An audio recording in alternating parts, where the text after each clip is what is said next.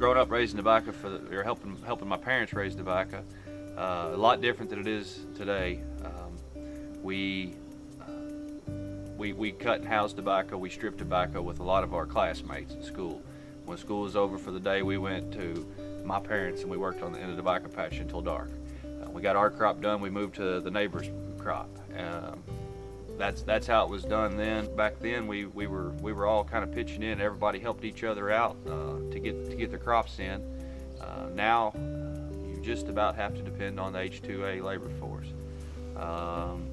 Courtney Farms, we hire or we get 18 Hispanics in, Mexicans in from Veracruz that come in on the H2A program, work for us every year. Now they're not working just in the just in the tobacco. They also work in the vegetables. And hired labor was not a big. It didn't happen.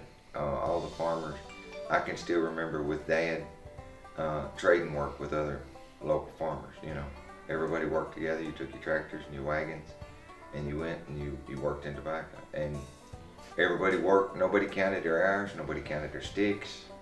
You just worked until the work was done.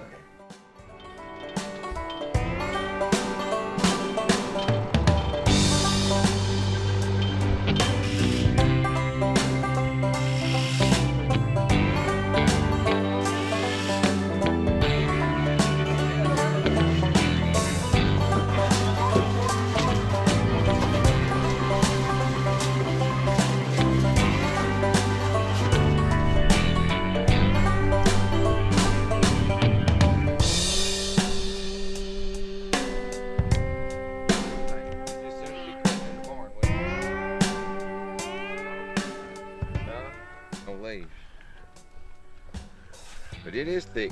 It's thicker than what I thought it would be. It is.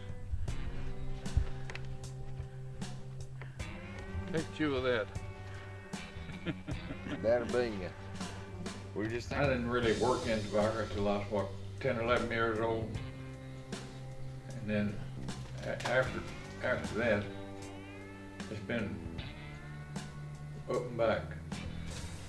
And I got out of the Navy, and like I say, at 55. And my dad took me over to the manager of one of the warehouses, Sam Crawford. And he gave me a job, and just work on the tobacco market. And I ended up 50 some years later. Yeah, managing that place. I was president of the company. Mm-hmm. Western District, Western District. Warehouse, tobacco warehouse. And it just went, I went over there to pack tobacco and unload and whatever, sweep floors. But at the end of it, I was doing something else. Yeah, I guess I started growing tobacco. My earliest memories was in the tobacco. I remember going to the field, even before I was too small to work. I would go to the field and follow Dad and Granddaddy. And at that time, it was a family affair. All the kids worked in it. Your sisters, my older sisters worked in tobacco, pulling tobacco plants. Dad and my grandfather cut tobacco. The cousins, everybody come in to work in the tobacco. And that was, like I said, that's just as far back as I can remember. What was your first crop? My first crop was about 6 plants of tobacco, which equals 1 stick. And I was probably 4 or 5 years old, right there in the backyard in the garden. And that was just something Dad put out there for us just to get us started in, so that would kind of be ours. I can't remember exactly how old I was. I guess I was 12 or 13 years old when I got like my first acre or two, and Dad would let me raise that. And at that time, we were all working in tobacco. With my brother and I, we worked in it all year long with Dad. Everybody in the family worked in it. Yeah, and like I said earlier, it's just a family affair. Tobacco used to be, I'm sure you've got the history on it, where it was all on the quota system, which that's been bought out and gone away with. And during the quota system, that was always a big time for your tobacco, your auction warehouse floors. I guess looking back at, all the excitement when you got ready to start selling tobacco. Everybody knew when the first day of sales were. There were television cameras. There was newspaper reporters. The buyers would come in suits and ties. It was always, for me as a kid, working at the warehouse and following Dad to the warehouse. By working at the warehouse, you could always hear the farmers. They would bring a little tobacco in, trying to get just whatever they could sold before Christmas, before the Christmas break. And that was their Christmas money. I mean, the whole community, everything was so concentrated and knew what was going on in the tobacco industry. That was, I guess that's the part that I missed the most. That's when the tractor dealerships would sell their tractors. That's when the truck and car dealerships would sell their vehicles. I mean, they were huge supporters of the tobacco market. And most generally, you'd some farmers would set it up on payments. And that's when their payment was due when they sold their tobacco. That was, it's been used as a joke here for us anyway in recent years. But it used to be, I'll pay you when I sell my tobacco. That was the key word. And people did that. That they knew that the tobacco crop would be there. I would go with him on Saturdays and Sundays, and we would go, receive tobacco at the warehouse. And I would get the hand on, it was just something to be a part of. And the excitement of the first day's sales was just so, the whole town was in behind it. And nowadays, nobody even knows when they start selling tobacco or when they quit. Today, the tobacco is all contracted directly to the companies. So before, when you had the auction and the companies were bidding against one another for that, for your tobacco, now we take it to one individual company and you come to a mutual agreement on what the tobacco is being worth, what price you'll settle on that year. I came to Kentucky in 1989 from central Indiana, which was grain and cattle country. I'd never seen tobacco growing in a field and knew nothing about the crop. I remember being amazed at how many of my classmates at UK were absent from class or went home on the weekends to do tobacco throughout the fall and winter months. It didn't take me very long to learn that tobacco was a year-round crop, and it was all hands on deck whenever something needed to be done. Most anyone who owned land had base and raised a few acres. Enough income could be generated on that acre to make the farm payment and have some left over for the holidays or for savings. So when the tobacco needed attention, tobacco got attention. The thing that was amazing to me was that tobacco is so ingrained in the culture of Kentucky farm families. The whole year's calendar revolved around what was happening in the tobacco patch. At that time, many families still used plant beds instead of greenhouses to start their plants. Beginning around early March, they would start prepping the beds, then seeding them, then thinning plants, weeding the beds, and finally, sometime in May, pulling and setting the young plants. After setting, the patch needed to be kept weed-free, so a lot of the summertime was spent chopping out the weeds from the tobacco, then topping, then it was finally time to cut, usually sometime in August. Following cutting was housing, then a few weeks break waiting for the crop to cure and then come into case so that stripping could begin. Tobacco was typically marketed in early December, and then the process would begin again in just a couple of months. The tobacco schedule determined when anything else could or could not happen. Vacation? No, time to work in tobacco. Bale hay? Not until the tobacco was taken care of. Work cattle? Not now, need to be in the tobacco patch. Sporting events, family holiday dinners, other work on or off the farm all took a back seat to the tobacco crop. Even though most small farmers have not raised a tobacco crop in a decade or more, the culture of tobacco still persists. The mentality of hard work, dedication, commitment, and even the prioritizing of tasks is ingrained in farm families. The tobacco culture has defined Kentucky agriculture for generations. 3 decades ago, when I was little, I remember it was a big thing when they had the auctions. Of course, like I said, we made small bales back then. The hand tying was a thing that had gone away at that point. To my knowledge, I don't remember seeing them. The small bale auctions, my father, we were in Northern Kentucky, always sold at Carrollton at Growers Warehouse. He did come to Shelbyville a couple of times, but I didn't make it here with him. But it was always a neat thing because we would get out of school for a day, to go watch tobacco sale. Of course, I think we were just getting out of school and enjoyed that part of it. But and the buyers would actually come in and they would line up and go down the row of tobacco, and it was an auction, just like an equipment auction or anything else. It went really fast. It was neat to see. I mean, it would be neat to see now. Today, after the buyout, the tobacco buyout, that money was they bought basically the producers' quotas from them. It was an asset that they owned. As owning a farm, you had a quota tied to your farm. They bought that out. Well, that changed the landscape drastically. From then on, it was basically the producer either contracting with a tobacco company to produce a certain amount of pounds, quality, all of that in the contract, or basically you raising your own crop and taking it to a free or an open market and selling it, and you're kind of at their mercy then. If there's an abundance of tobacco, you get beat up pretty bad that year.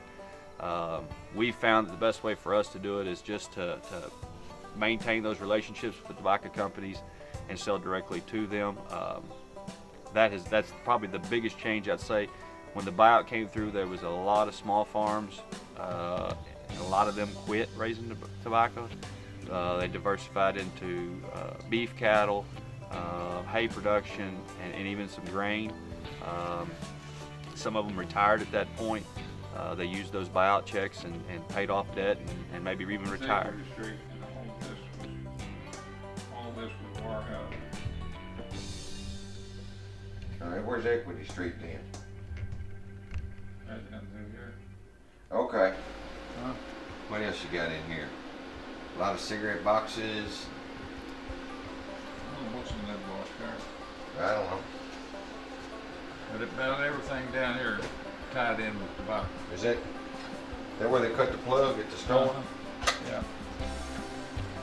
And of course there's a bunch of pipes, more pipes, cans. I collected a few little things. It's pretty cool. He's got a lot of these, but I think they're cool. Oh, yeah, that was, To roll your own cigarettes. yeah, that during the war. That's pretty neat. Legal, right?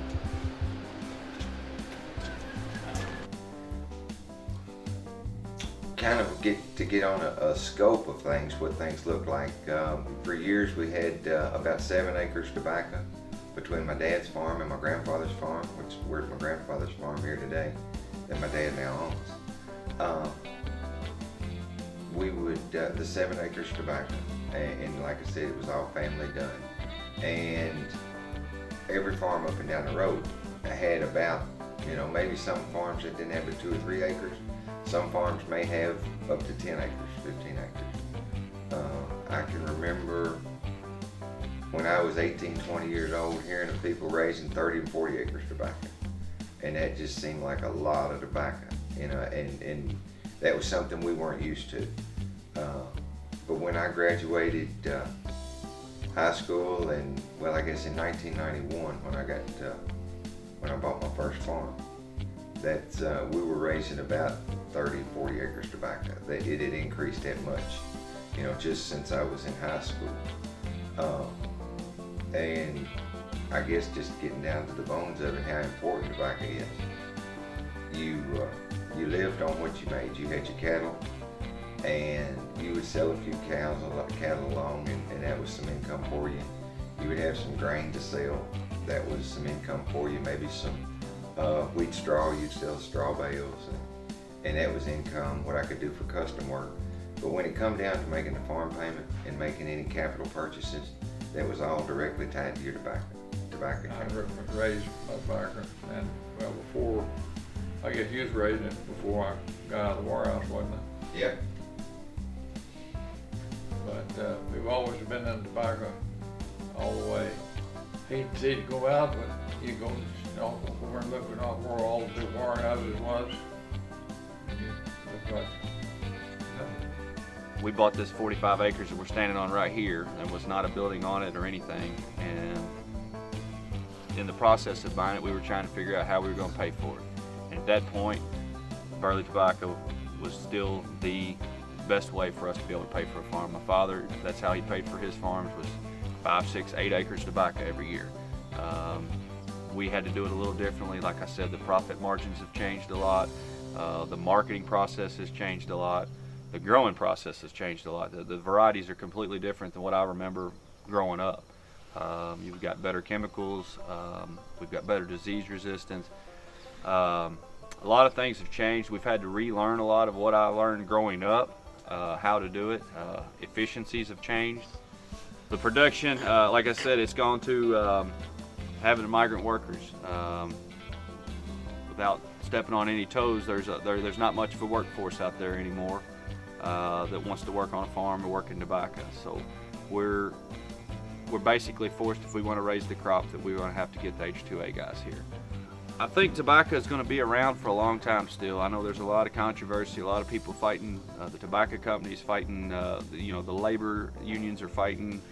There's just so much controversy in the whole industry. I think it's going to be around for a long time. I think Kentucky, to my knowledge, is probably one of the best places suited to raise that tobacco. You can look in the past, the production history, the number of acres that were planted or set out in Kentucky has always been higher than anywhere else. The quality is in Kentucky. We got the right type of dirt for it in this area especially. But I think it's going to continue to get harder and harder, and I think the producer is going to have to sit down and really take the pencil and draw out what he wants in the future and how he's going to make it work in the future. I know just the short 8 crops, 9 crops that we've raised, every year it seems like a little bit tighter on the profit margin. The labor rates of the H2A program, for instance, have went from somewhere around that $7 mark to this year at $10.85 flat rate per hour. That's a lot of money when it comes to an acre of tobacco, and you have to either cut costs somewhere or be more efficient at getting the tobacco handled and in the barn and stripped and ready to go sell. And we have made some progress with that. I think it'll still be around for many years to come, but I think the strong survive, and I think the guys that are going to work hard and really put a pencil to it and really have the desire to raise good tobacco and cultivate those relationships with the tobacco companies will be the ones that will be raising the majority of the tobacco.